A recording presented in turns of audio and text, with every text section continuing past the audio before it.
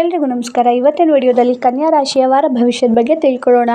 ಈ ವಾರ ಕನ್ಯಾ ರಾಶಿಯವರಿಗೆ ಯೋಜನೆ, ಶ್ರಮ ಮತ್ತು ತಾಳ್ಮೆಗೆ ಉತ್ತಮ ಫಲ ಸಿಗುವ ಸಾಧ್ಯತೆಗಳಿವೆ. ಕೆಲವು ಕೆಲಸಗಳು ಆರಂಭದಲ್ಲಿ ನಿಧಾನವಾಗಿ ನಡೆದರೂ ವಾರದ ಮಧ್ಯಭಾಗ ನಂತರ ಅನುಕೂಲಕರ ಬದಲಾವಣೆಗಳನ್ನು ಕಾಣಬಹುದು.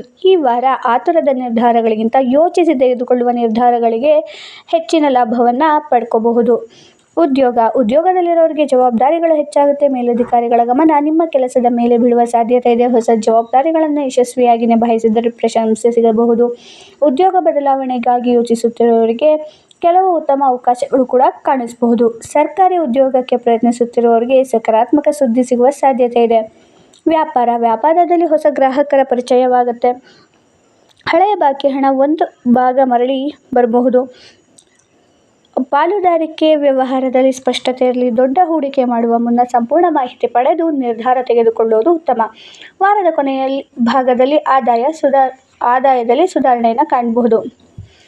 ಆರ್ಥಿಕ ಸ್ಥಿತಿ ಈ ವಾರ ಹಣದ ಹರಿವು ಸಾಮಾನ್ಯಕ್ಕಿಂತ ಉತ್ತಮವಾಗಿರಬಹುದು. ಅನಗತ್ಯ ವೆಚ್ಚಗಳನ್ನು ನಿಯಂತ್ರಿಸಿದರೆ ಉಳಿತಾಯ ಹೆಚ್ಚಾಗುತ್ತೆ. ಕುಟುಂಬದ ಅಗತ್ಯಗಳಿಗೆ ಹಣ ಖರ್ಚಾಗಬಹುದು. ಹೊಸ ವಸ್ತು ಖರೀದಿಸುವ ಅವಕಾಶವೂ ಬರಬಹುದು. ಹೂಡಿಕೆ ಮಾಡುವ ಮುನ್ನ ತಜ್ಞರ ಸಲಹೆ ಪಡೆಯುವುದು ಉತ್ತಮ. ಕುಟುಂಬ ಮತ್ತು ದಾಂಪತ್ಯ ಕುಟುಂಬದಲ್ಲಿ ಸಂತಸದ ವಾತಾವರಣ ಇರುತ್ತೆ. ಹಿರಿಯರ ಸಲಹೆಯಿಂದ ಒಂದು ಸಮಸ್ಯೆಗೆ ಪರಿಹಾರ ಸಿಗಬಹುದು.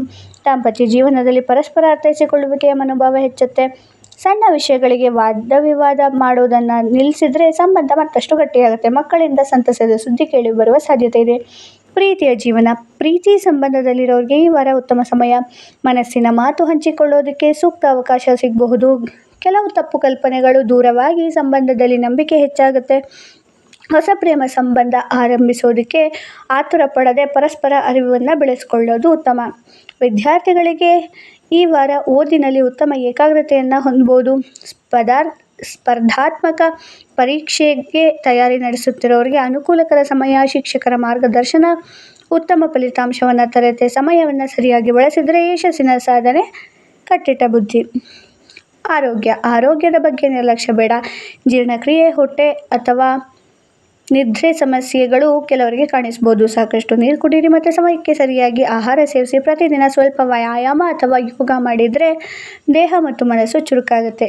ಇನ್ನು ಶುಭ ದಿನಗಳನ್ನು ನೋಡೋದಾದರೆ ಸೋಮವಾರ, ಬುಧವಾರ ಮತ್ತು ಶುಕ್ರವಾರ ಪ್ರಮುಖ ಕೆಲಸಗಳಿಗೆ ಅನುಕೂಲಕರವಾಗಿರಬಹುದು. ಶುಭ ಬಣ್ಣ ಹಸಿರು ಮತ್ತು ಬಿಳಿ. ಶುಭ ಸಂಖ್ಯೆ 5 ಮತ್ತು 8.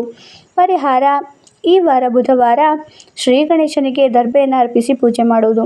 ಓಂ ಗಂ ಗಣಪತಿಗೆ ನಮಃ ಮಂತ್ರವನ್ನು 21 ಬಾರಿ ಜಪಿಸಿ. ಸಾಧ್ಯವಾದರೆ ವಿದ್ಯಾರ್ಥಿಗಳಿಗೆ ಪುಸ್ತಕ ಅಥವಾ ಬರವಣಿಗೆ ಸಾಮಗ್ರಿ ದಾನ ಮಾಡಿ. ಇದರಿಂದ ಬುದ್ಧಿಬಲ, ಕಾರ್ಯಸಿದ್ಧಿ ಮತ್ತು ಶುಭ ಫಲಗಳು ಹೆಚ್ಚಾಗುವ ಸಾಧ್ಯತೆ ಇದೆ. ಈ ಮಾಹಿತಿ ನಿಮ್ಗೆ ಇಷ್ಟ ಆಯ್ತು ಅಂದರೆ ವಿಡಿಯೋನ ಲೈಕ್ ಮಾಡಿ, ಶೇರ್ ಮಾಡಿ, ಸಬ್ಸ್ಕ್ರೈಬ್ ಮಾಡಿ. ಧನ್ಯವಾದಗಳು.